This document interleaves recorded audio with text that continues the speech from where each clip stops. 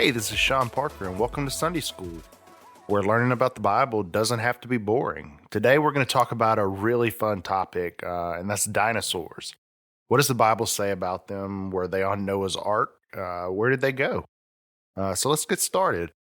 I began researching this topic because it was something I was interested in. I was reading Genesis, and I was picturing a T Rex on Noah's Ark eating all the other animals, like the scene in Jurassic Park where they chain up a goat for the T Rex to eat. Obviously, that didn't happen, but I wanted to know why. I found some pretty interesting information on why that was, or at least why some people think that was. Now, I want to stop here and put a small disclaimer. There's biblical basis for most of what I will discuss, but a lot of it is just theories and speculation. So hopefully you can listen to this the way it was intended, as a light topic to get people interested in the Bible. I want people to see that the Bible isn't boring. It's a living, breathing document and real people and real events and dinosaurs, for crying out loud. Most scientists will tell you that dinosaurs and humans never lived together. They weren't alive at the same time. If you believe the Bible's account of creation, and I hope you do, then you know that God created both man and dinosaurs on the same day. Genesis 1:24 through 31 tells us, "And God said, Let the earth bring forth living creatures according to their kind, livestock and creeping things, and beasts of the earth according to their kinds. And it was so. And God made the beasts of the earth according to their kinds, and the livestock according to their kinds, and everything that creeps on the ground according to its kind. And God saw that it was good. Then God said, Let us make man in our image, after our likeness, and let them have dominion over the fish of the sea, and over the birds of the heavens, and over the livestock, and over all the earth, and over every creeping thing that creeps on the earth. So God created man in his own image. In the image of God he created him, male and female he created them. And God blessed them. And God said to them, Be fruitful and multiply, and fill the earth, and subdue it, and have dominion over the fish of the sea, and over the birds of the heavens, and over every living thing that moves on the earth. And God said, Behold, I have given you every plant yielding seed that is on the face of all the earth, and every tree with seed in its fruit. You shall have them for food, and to every beast of the earth, and to every bird of the heavens, and to everything that creeps on the earth, everything that has the breath of life, I have given every green plant for food. And it was so. And God saw everything that he had made, and behold, it was very good. And there was evening, and there was morning, the sixth day." Some people say that we really don't have or know how long these days actually were. Maybe a day represented thousands of years or even longer. I don't think that's the case. I think it lessens God's power to call creation instantly out of nothing. But aside from that, there's further evidence that points to a day truly being a day. Exodus 20:11 says, "For in 6 days the Lord made heaven and earth, the sea, and all that is in them, and rested on the seventh day. Therefore the Lord blessed the Sabbath day and made it holy." So the 7 days that God created everything is where we get our basis for our 7-day week. And the Hebrew word that's used in both instances, in Genesis and in Exodus, both represent a normal single day. There's not really any other way that it should be interpreted. So I believe it's pretty clear this was 7 days God created everything. So dinosaurs and men were created at the same time. God's perfect plan allowed for them to exist in perfect harmony. The animals and people weren't eating each other. Man didn't have to worry about hiding from a pack of hungry velociraptors. Genesis 1:29 through 30, which we read a moment ago, and I'll read again, says, "And God said, Behold, I have given you every plant yielding seed that is on the face of all the earth, and every tree with seed in its fruit.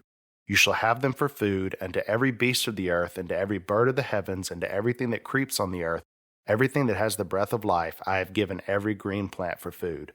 And it was so. So everybody and everything were vegetarians.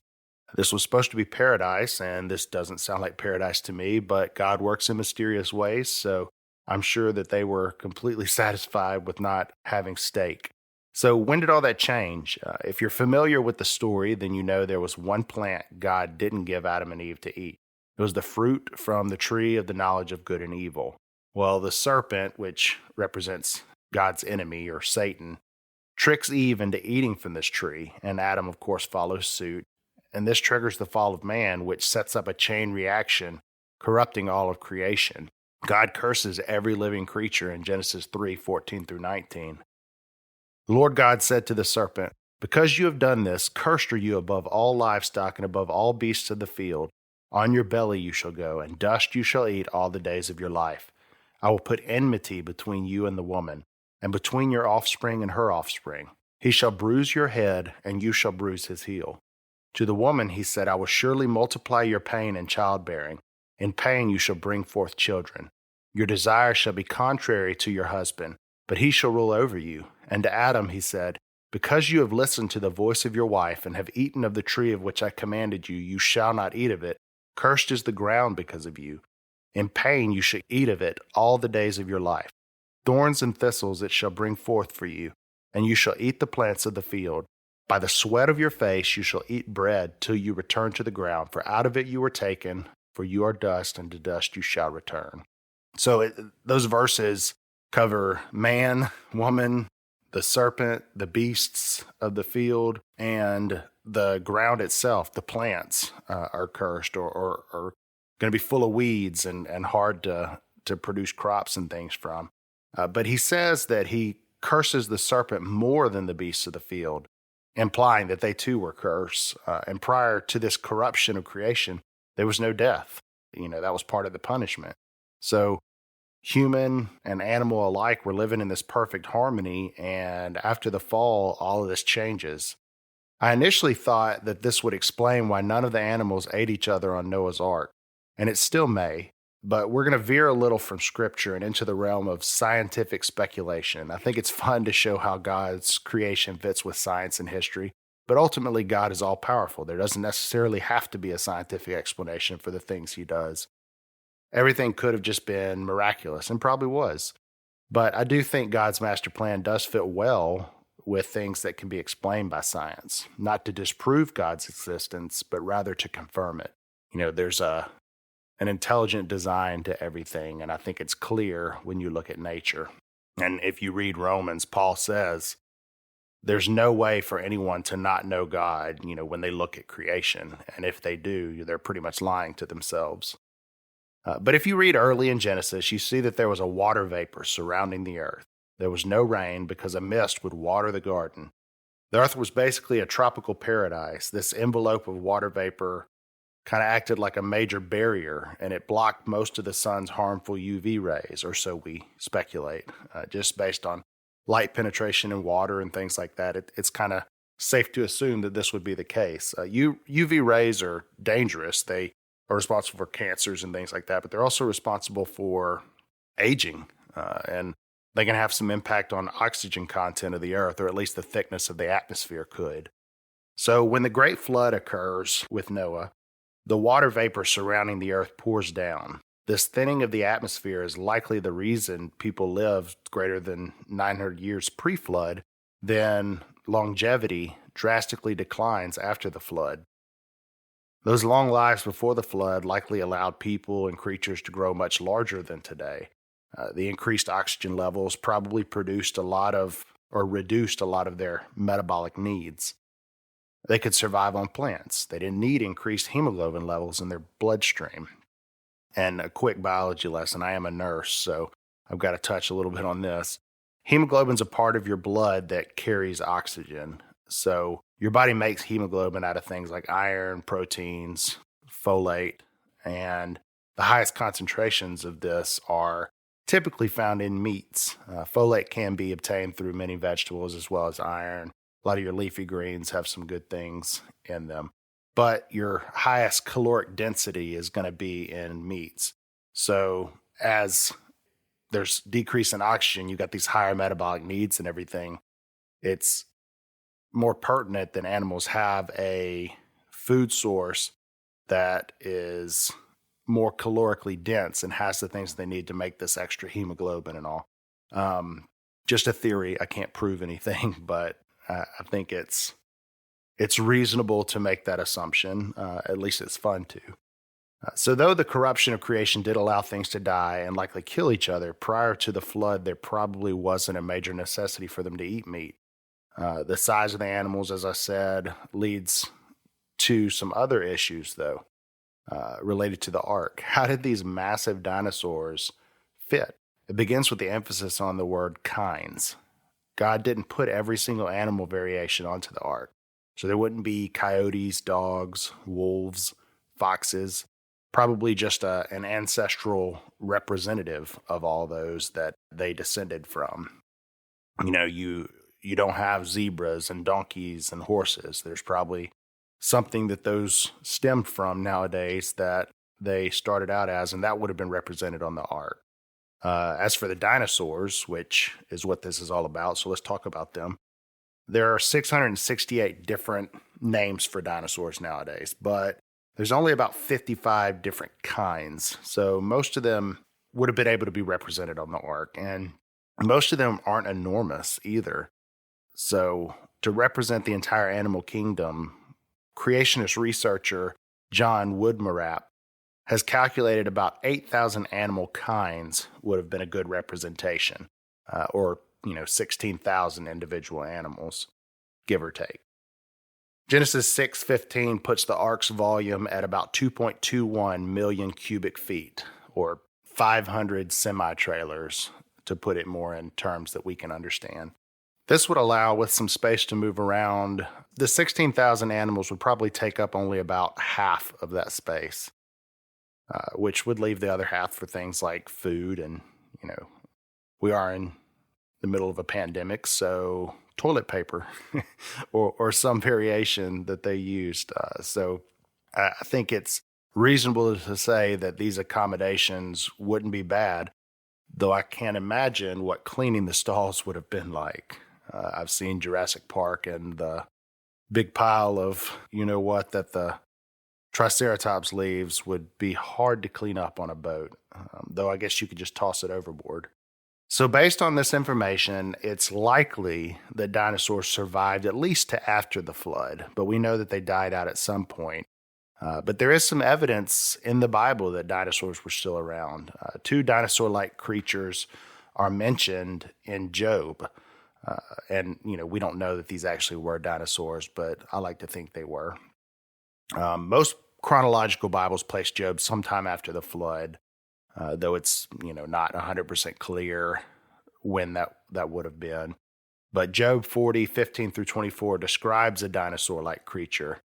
Behold, Behemoth, which I made as I made you. He eats grass like an ox. Behold, his strength in his loins, and his power in the muscles of his belly.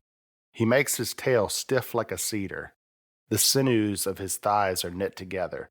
His bones are tubes of bronze. His limbs like bars of iron. He is the first of the works of God. Let him who made him bring near his sword. For the mountains yield food for him, where all the wild beasts play. Under the lotus plants he lies, in the shelter of the reeds and in the marsh. For his shade the lotus trees cover him. The willows of the brook surround him. Behold, if the river is turbulent, he is not frightened. He is confident, though Jordan rushes against his mouth. Can one take him by his eyes or pierce his nose with a snare? So God's telling Job, consider how powerful I am. The two of my greatest creations, first this behemoth, and then the other creature sounds like a dinosaur as well. It's called a leviathan.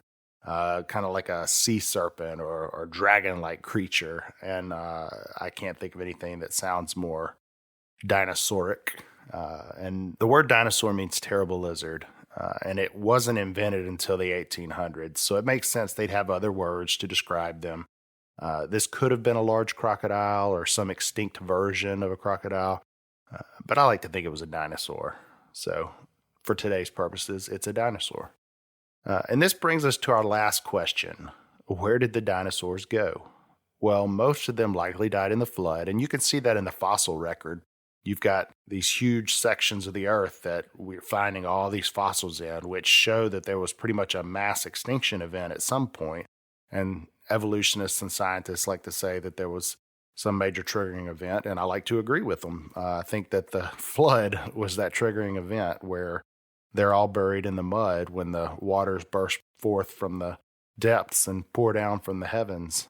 And So you see that they died out then, a lot of them.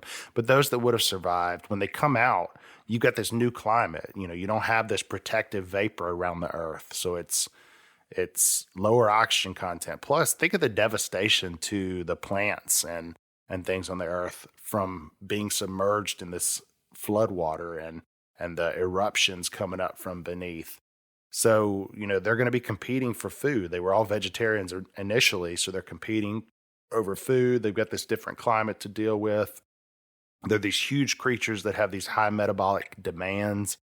And so they start going against each other. They probably turn to carnivorism at this point, and they may have killed off a lot of each other to, take in these higher caloric density foods. And maybe humans became really good hunters. There's no way to really know because obviously we became meat eaters at some point, but it's fun to guess.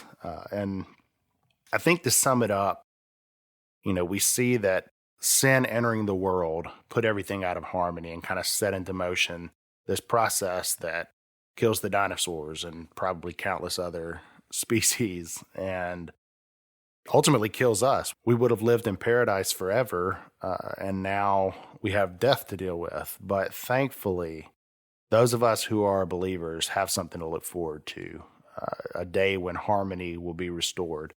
Isaiah 11:6-9 says, "The wolf shall dwell with the lamb, and the leopard shall lie down with the young goat, and the calf and the lion and the fattened calf together, and a little child shall lead them. The cow and the bear shall graze, their young shall lie down together, and the lion shall eat straw like the ox. The nursing child shall play over the hole of the cobra, and the weaned child shall put his hand on the adder's den. They shall not hurt or destroy in all my holy mountain, for the earth shall be full of the knowledge of the Lord as the waters cover the sea." So there's going to be this time in the future when Jesus returns and a new creation comes to pass. And so we have hope. And, it's fun to talk about dinosaurs and everything, but there's a bigger lesson here that one day everything's going to be restored to the way it was. And who knows, maybe God will bring dinosaurs back. Anyways, I hope you enjoyed this podcast. If you liked what you heard or want to learn more about history and science's relationship to the Bible, please subscribe to Sunday School.